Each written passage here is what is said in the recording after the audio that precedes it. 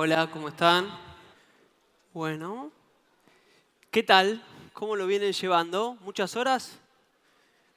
Vamos a cortar ahora un poco, ¿no? Psicología deportiva, otra historia. ¿Alguno hace deporte por acá? Bien. Bueno, les cuento un poco.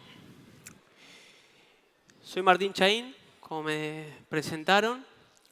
Trabajo con deportistas de alto rendimiento, campeones mundiales, campeones panamericanos, equipos campeones nacionales. Y todos coinciden en algo particular, en cómo utilizan la cabeza para superar la frustración cuando no llegan a sus objetivos. Me parece que podemos trazar un paralelismo con la empresa cuando no llega a los objetivos de facturación, de producción, cuando aparecen adversidades inesperadas. Bueno, ustedes vienen de dos bloques. El primero, si no entendí mal, es sobre la economía, ¿no? Y el segundo sobre nuevas tecnologías. Los dos tienen algo en común, que es un tema que vamos a ver hoy. El primero, con todo lo que amo nuestro país, cualquiera que viva acá sabemos que la economía argentina tiene una cuota de incertidumbre muy alta. Y el segundo, las nuevas tecnologías, siempre representa algo a descubrir, a conocer, algo incierto también. Entonces la pregunta que les quiero plantear inicialmente es ¿cómo hacemos para sobrellevar esa incertidumbre, sobre todo cuando no llegamos a los resultados que esperamos? Me toca inaugurar el tercer bloque de talento y trabajo en equipo. Entiendo que ustedes de liderazgo y quizás trabajo en equipo conocen, lo escucharán después. Así que preferí no abordar ese tema, sino más bien detenerme en las cualidades que les decía al principio, que tienen que ver con el talento en el deporte. Si hablamos de talento en el deporte, pensamos, por asociación libre, el talento físico, la coordinación, la flexibilidad, el talento técnico. Pero hay un talento que se suele dejar de lado y es lo que posibilita avanzar a pesar de las dificultades. Es el talento mental. Entonces, cuando hablamos de talento mental, nos referimos a un montón de cosas. Dentro de ellas, el liderazgo, que viene bien para cualquier jefe, el liderazgo, la comunicación, la motivación, pero también el foco positivo, la resiliencia y la perseverancia. La perseverancia tiene que ver con la capacidad de mantenerse constante en una actitud, en una búsqueda, en no desistir. La resiliencia tiene que ver con la capacidad de adaptarme a eso que es adverso a mí. Ustedes, por ejemplo, lo más adverso que tienen en sus profesiones es el clima, se me ocurre.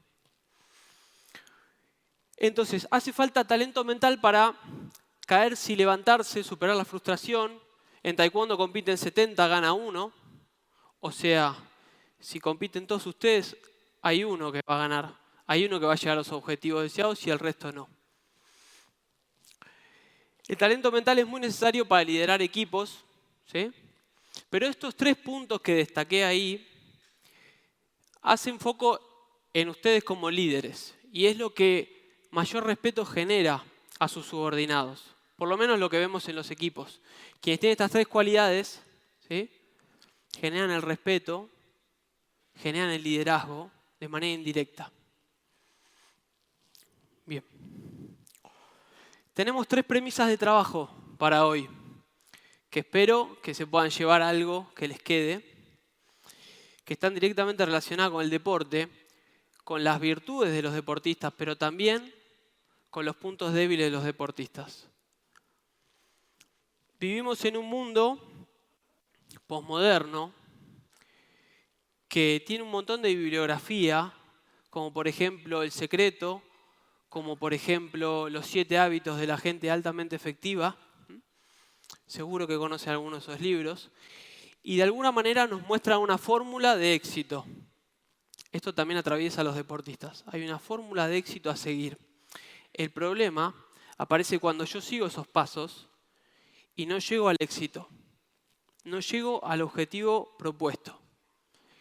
El mundo en el que vivimos nos dice que querer es poder. Nos pone a disposición un montón de herramientas para que podamos finalmente.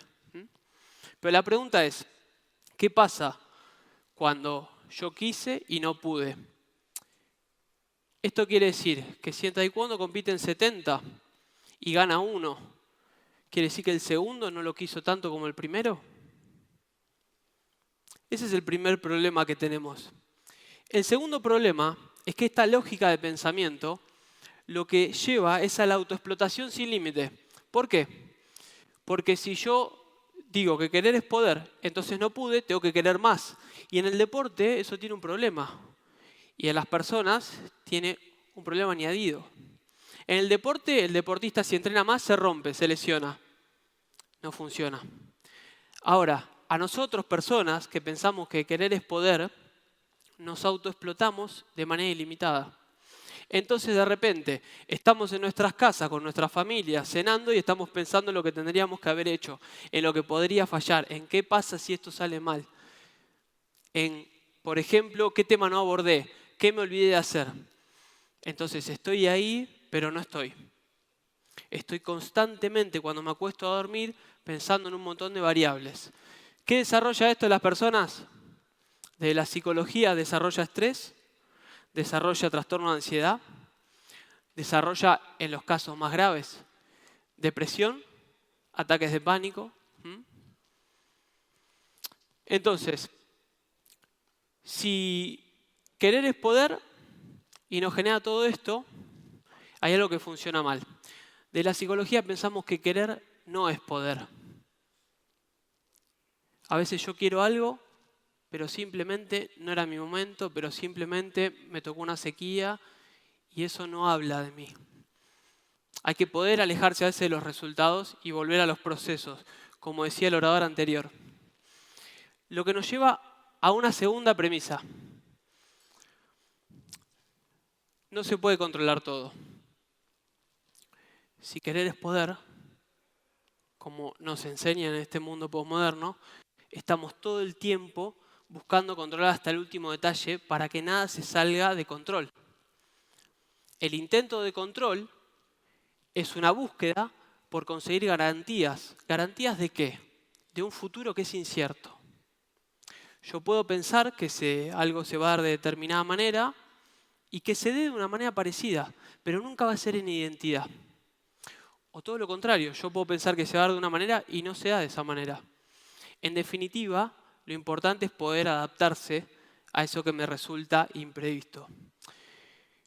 Yo tenía, un conocido que devino un paciente y él, me acuerdo, antes de competir en un mundial, me decía que estaba muy confiado, antes de ser paciente, aclaro, que estaba muy confiado que iba a ganar, que la primera ronda le tocaba a uno conocido que ya le había ganado 3 veces en su historial, que tenía pensado hasta la última posibilidad.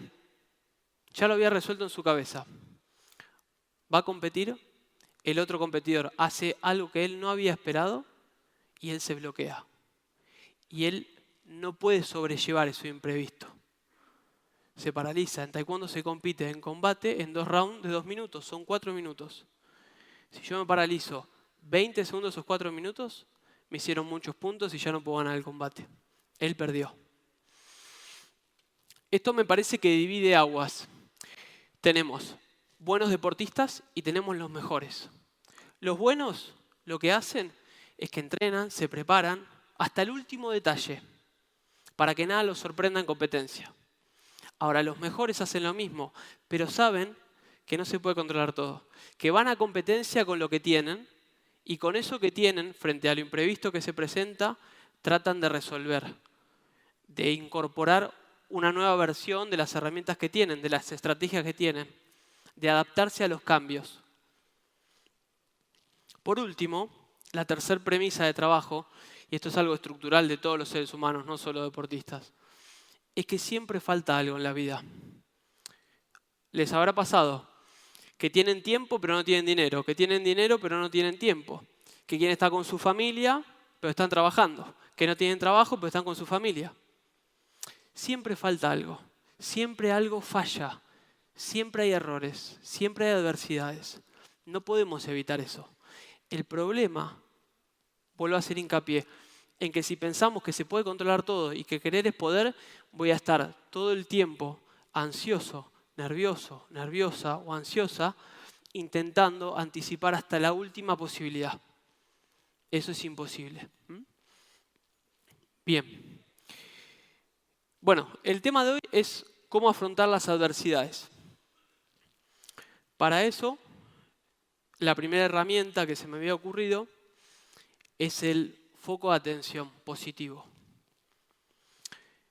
No hay hechos, solo interpretaciones, es una frase que dijo Nietzsche, que da cuenta de que podemos ver el vaso medio vacío o el vaso medio lleno.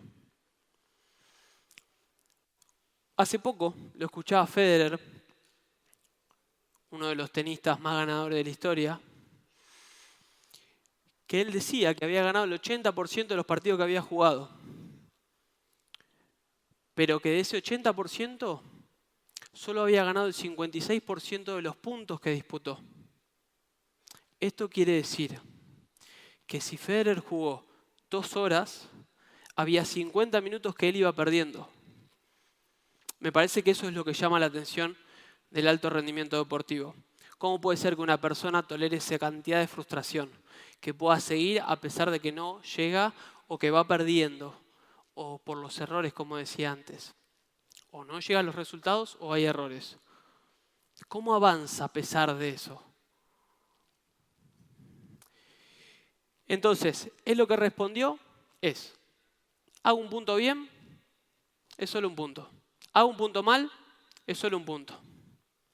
Entonces, si querer no es poder, porque la voluntad y el pensamiento, no sé si se relacionan tanto con el poder, lo que más se aproxima al poder es la acción, hacer.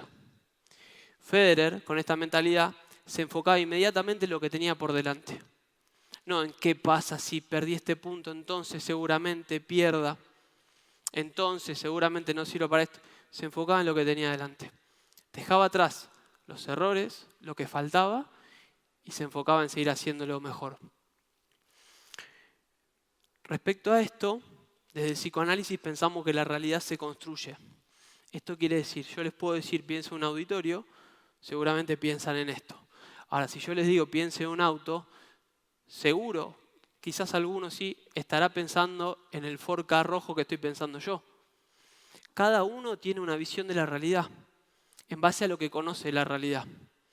Ahora, si yo una adversidad, un desafío, un obstáculo, lo veo como un muro insalvable, no lo voy a poder superar nunca.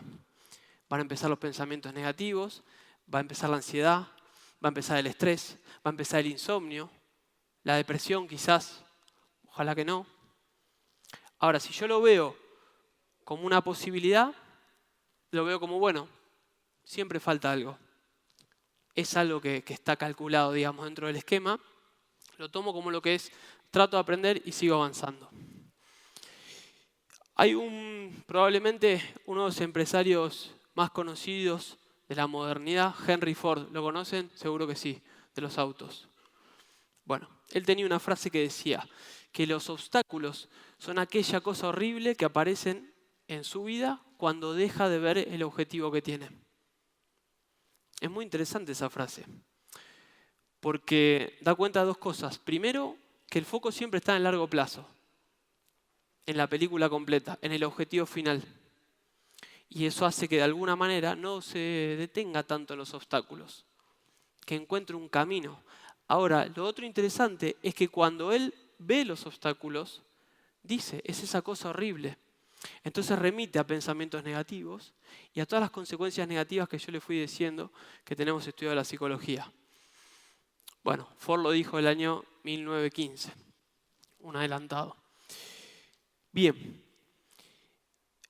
Bueno, esto nos lleva a pensar, quizás como modo de ejercicio, ¿qué actitud tuvieron ustedes cuando las cosas no salieron mal? Salieron mal. Traten de hacer este ejercicio, de pensar la última vez que no llegaron a los objetivos de facturación, de producción, que hubo un error en el proceso. sitúen en ese momento la cabeza. ¿Qué se dijeron? ¿Cómo se pusieron? ¿Se enojaron, putearon? ¿Se pelearon con alguien? ¿Se frustraron? Sí, pasa. Son cosas que pasan. Ahora, en todo caso, en ese momento, ¿ustedes fueron capaces de ver todo lo que habían construido hasta llegar a ese error? ¿Pudieron mirar para atrás y decir, yo llegué hasta acá porque es parte de un proceso de crecimiento y yo fui haciendo las cosas bien y estas son mis fortalezas que me llevaron hasta acá? En definitiva, frente a una adversidad o a un obstáculo, ¿yo me enfoco en lo que falta o en lo que tengo? Porque si me enfoco en lo que tengo, me puedo mantener positivo y seguir avanzando. Si me enfoco en lo que falta, el muro se vuelve muy grande. Hablando un poco de esto de que la realidad se construye en el psicoanálisis, podemos pensar que en su industria, en su trabajo, lo peor que les puede pasar, que pasó hace un par de años, es una sequía. Y eso es algo que no controlan, que conlleva una cuota de incertidumbre que siempre sorprende. Podemos darle un foco negativo a la sequía, pero tengo entendido, me asesoré, hice la tarea antes de venir acá, que hay un proceso en la sequía por el cual las bacterias que están en el suelo, mineralizándolo, mueren. Que Federico me corrija si me equivoco. Y al morir, nutren el suelo. Entonces, en ese periodo corto de tiempo nos da una posibilidad extra. O en ganadería, lo que se conoce como ganancia compensatoria de peso. Bueno, no sé si saben eso. Entonces, lo que quiero decir es, yo puedo ver algo negativo o algo positivo. Depende de mí. Y eso va a determinar cómo avanzo hacia donde quiero ir. Ahora, si para afrontar las adversidades hace falta un foco positivo, como decía Federer, podemos pensar que tiene una función las adversidades. La función que cumplen las adversidades de alguna manera es darnos feedback a nosotros. Escuchaba al orador de antes que decía que me tengo que fijar que me equivoqué en el proceso. Ese es el feedback que me dan las adversidades, cuando las cosas salen mal. Ahora, para eso tengo que tener de alguna manera planeado, monitorizado el proceso que me lleva al resultado. Entonces, cuando me encuentro con la adversidad, el feedback que me da es, yo no logré esto, a ver dónde me equivoqué, qué puedo mejorar. Si bien no todo se puede controlar, eso es así en la vida, porque si no seríamos dioses, sí hay algo que se puede controlar. Y lo que yo puedo controlar está puesto en el proceso, no en el resultado. Intentar controlar lo que no puedo controlar como el resultado me llena de las emociones negativas que dije antes. Enfocarme en lo que sí puedo hacer, eso me da cierta tranquilidad.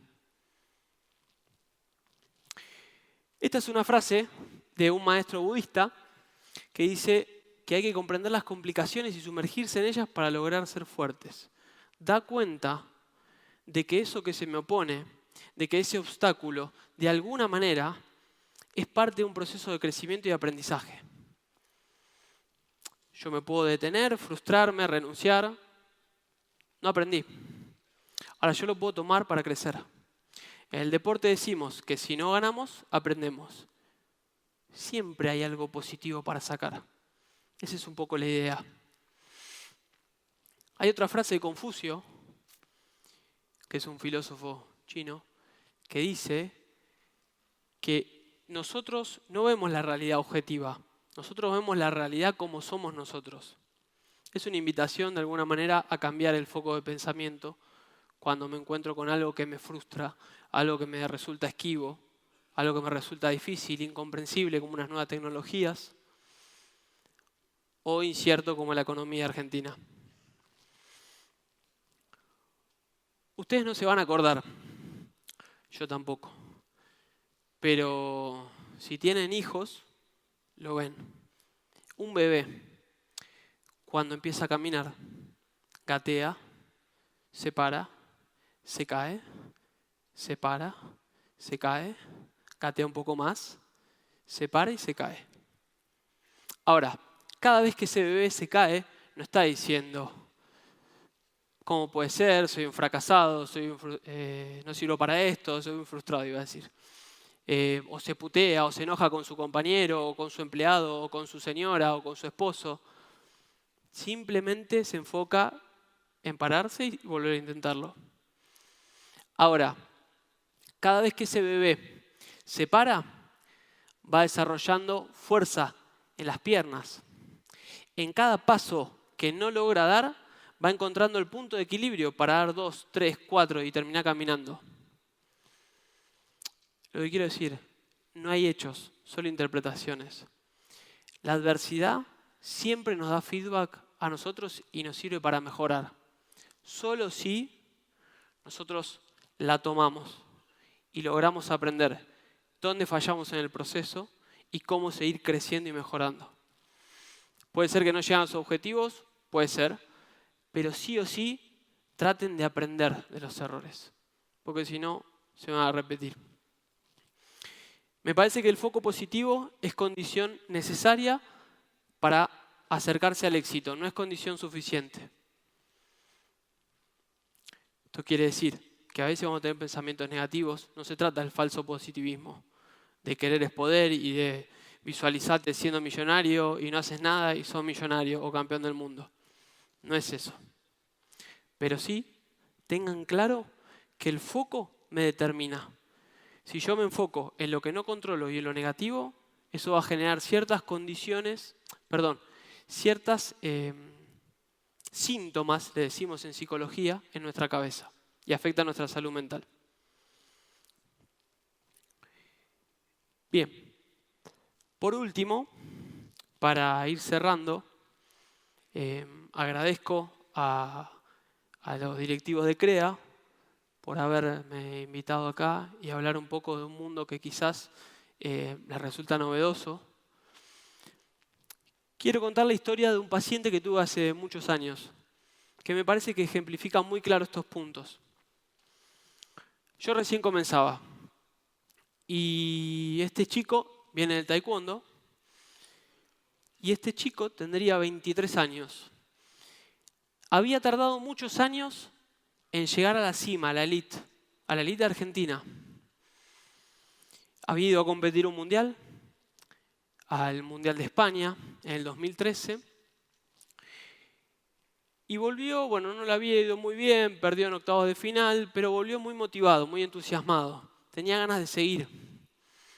Me acuerdo que un día me dice que le dolía la pierna y era reiterativo y le costaba entrenar. Entonces le digo, bueno, al médico, ¿qué vas a hacer? Fue al médico, lo agarró un traumatólogo, le dio un diagnóstico, no lo convenció. Fue a un segundo especialista, esta vez deportólogo, no lo convenció el diagnóstico que le dio. El próximo año, en el 2014, él tenía planeado competir en una Copa del Mundo. En taekwondo es un año mundial, un año Copa del Mundo. Bueno, como todo deportista de élite, es cabeza dura. Va a un tercer diagnóstico, esta vez un deportólogo especialista en miembro inferior, en cadera puntualmente. Y a este chico, que le había costado muchos años llegar ahí arriba, le dijeron que él tenía una artrosis muy severa de cadera a los 23 años y que tenía que dejar inmediatamente el taekwondo porque eso iba a ser degenerativo y cada vez de mayor gravedad. El médico le dijo, mirá, ¿vos querés ir a competir a la Copa del Mundo? Esto era febrero. La Copa era en agosto y las inscripciones cerraban en mayo.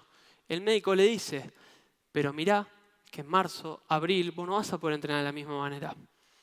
El dolor va a ser cada vez más, la movilidad va a ser cada vez menos. Bueno, no hay nada peor para un taekwondista que le saque una pierna, ¿no? Este chico, me acuerdo, la frustración que tenía, inclusive la angustia. Imagínense ustedes, 23 años, este diagnóstico. No podía seguir con su carrera de alguna manera. Es decir, algo le faltaba a este chico. Todo el tiempo se preguntaba, ¿por qué a mí? ¿Por qué a mí? ¿No? Bueno, entre sus idas y vueltas, un día acordamos lo siguiente. Primero definir qué es lo que quería hacer, cuál era la motivación de él, cuál era el fuego sagrado, como le decimos en deporte. Estaba claro que él le había costado mucho tiempo llegar a la elite y quería vivirlo una vez más. No sabía cómo lo iba a vivir, pero lo quería vivir una vez más. Listo. Y ir a la copa. Ahora, para entrenar, este chico constantemente se enfocaba en trabajar su pierna izquierda, en mejorar la pierna izquierda, que era la que estaba afectada. Más flexibilidad, más fuerza, más equilibrio. Y pasaba horas y horas y horas y horas de su tiempo enfocado en la pierna izquierda. Conforme avanzaba el tiempo, más se esforzaba la pierna izquierda, más le dolía, más le costaba dormir de noche, más calmantes tenía que tomar y en un momento los calmantes ya no le hacían efecto. Bueno, esto es el alto rendimiento. Entonces un día, me acuerdo, él piensa lo siguiente, surge en sesión. Él dice, estoy usando mucho tiempo en esta pierna. Entonces la devolución que se le da es, te queda otra pierna y 2 brazos más. ¿Por qué te enfocás en lo único que falta? Enfócate en lo que tenés. ¿Se acuerdan? Enfocarse en lo que tengo. Enfócate en lo que tenés. En ese momento, este chico se empezó a enfocar en lo que tenía. Pierna y 2 brazos. Y empezó a entrenar, aceptando que quizás perdía en primera ronda en la Copa del Mundo. Aceptando que todo no se puede controlar. Y que querer no es poder, porque si querer es poder, ya se hubiese curado la cadera este chico. Esto es un caso real. Él se enfocó en el proceso y en mejorar lo que tenía, sus virtudes, en vez de en el resultado, que le resultaba esquivo, que le resultaba incierto. De hecho, si yo les digo a cualquiera de ustedes que apuesten hoy por ese chico, me van a decir, no pienso apostar por él. Dame uno que tenga los 4 miembros. Sanitos, digamos, ¿no? Bien. Ese chico, el 28 de agosto del 2014, sale campeón del mundo. No tiene ningún tipo de explicación cómo hizo. Solo podemos entender que él se enfocó en lo que tenía, en trabajar sus virtudes, en soltar el control de lo que no podía controlar, en no querer anticipar lo que iba a pasar, el resultado, y en disfrutar lo que tenía para disfrutar. Algo que no dije al principio es que una de las características de esta época en la que vivimos es que predomina no solo las emociones negativas, sino la sensación de incompletud. Esto de siempre me falta algo. Nunca estoy contento con lo que tengo. Nunca termino de disfrutar. Bueno, este chico salió campeón del mundo de taekwondo. Lo cual a mí me sorprendió bastante. Y se podrán imaginar ustedes cómo se sentía él después de eso. Me acuerdo hablando en las últimas sesiones, lo que él me dice es que no le importaba el resultado, que se había expuesto a un proceso de superación, de mejora y de crecimiento y que lo había logrado con todo lo que tenía, independientemente del resultado. Bien, bueno, les quiero decir que ese chico hoy está acá con ustedes. Muchas gracias.